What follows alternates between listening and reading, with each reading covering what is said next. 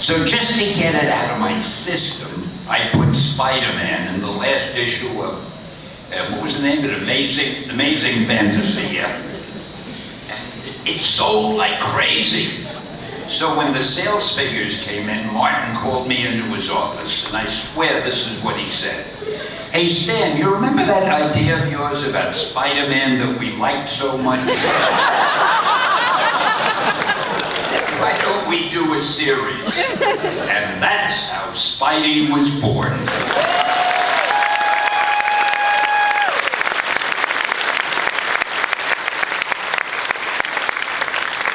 Okay, we're going to this side. Mr. Lee, my question may not be as extravagant as all the others, but what does Excelsior mean? Well, you know, you're probably going to say, I wish they'd stop asking them questions, because every question ends up with a long speech. Excelsior requires a long speech. Am I using this mic okay? It sounds like the sound is coming and going to me. Anyway. You guys take care of it back, right? Yeah.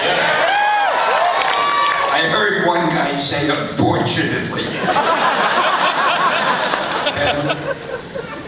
I had used little expressions. I used to write a column called Stan's Soapbox, and I had something called Bullpen Bulletins, and I also would write little notes and captions of the stories, and I tried to add, I love expressions. So sometimes I would end by saying, "'Nuff said," or I'd say, "hang loose," or "face front," or anything I thought of. Little by little, I noticed that the competition was starting to use those phrases also. I didn't like that. I thought if I could only find something that I could say that they wouldn't use, because A, they wouldn't know what it meant, and B, they wouldn't know how to spell it. They weren't very bright. So I realized that on the Great Seal of the state of New York, it says Excelsior. Now I know there are some of you sitting there saying to themselves, to yourselves, what was Stan doing looking at the Great Seal of the state of New York? And I don't remember how I did. But somehow or other I did see it. And I looked up the word Excelsior. Now, if you look in the dictionary, the first thing it says is, it's that stuff you put in packages so a fragile object won't get broken when you mail it. It looks like sand, it's crumbly stuff. And I figured, well, that isn't a good expression. But then there's a second definition, and you have to look in a big unabridged dictionary, because a little dictionary may not give you this definition. But the second one is, it's an old English expression which means upward and onward to greater glory. Now, what could be better than that? So that's what I decided to write.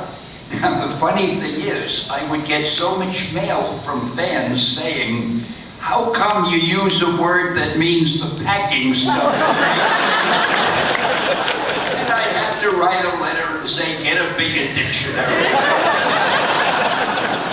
See what I mean? A simple question, and I've been talking for a half hour. I'm sorry. I think the new dictionary should probably just, the third definition be what Stan Lee says. That should be the dictionary. I think that'd be awesome. I don't like you getting a bigger end than I do. Go ahead, buddy. Hey, Stan the Man.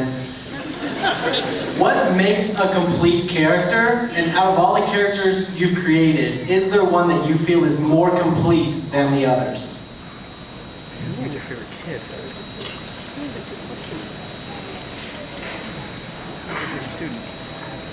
I'm not going to talk to you about that. Well, I'm not sure I know what you mean. By complete, you mean a fully fleshed out character that everybody understands? Yes. Can relate to? Well, I'd like to think that every character I ever wrote was complete. Maybe, you know, I don't know, you could argue about that, I guess, for years. I really do think a lot of them are complete. I was going to say Iron Man, Tony Stark, to me, the way I wrote him was complete, but then I thought Reed Richards was, and I think Spider-Man is, and I love Daredevil. I thought he was pretty complete when I was writing him. Doctor Strange, you couldn't get completer than Doctor Strange. Irving Forbush, hey. A lot of you don't know Irving Forbush, I'm sorry. No, I don't really know how to answer that.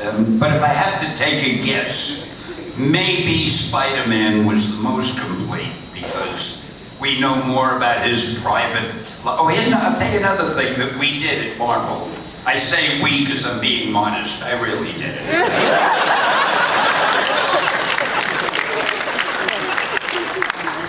When I wrote the stories, I don't know if any of you noticed, I don't know if you noticed, Jimmy, I used a lot of thought balloons, more than anybody has ever used in comics. And the reason I use thought balloons, because if you can get to know what a person is thinking, you know that person pretty well. See, in most comics, it was all dialogue balloons. Oh, there's a bad guy. I'm a good guy. I better try to beat up the bad guy. You know, dialogue. But with me, there would be a thought balloon. Uh-oh, if I try to fight him, I may get hurt. So maybe I'll pretend I didn't see him. You see, he'd be thinking that. So you get to know the guy is a coward. So you can learn about people. So anyway, that's why I use thought balloons, and that's why I think all of our characters were pretty complete.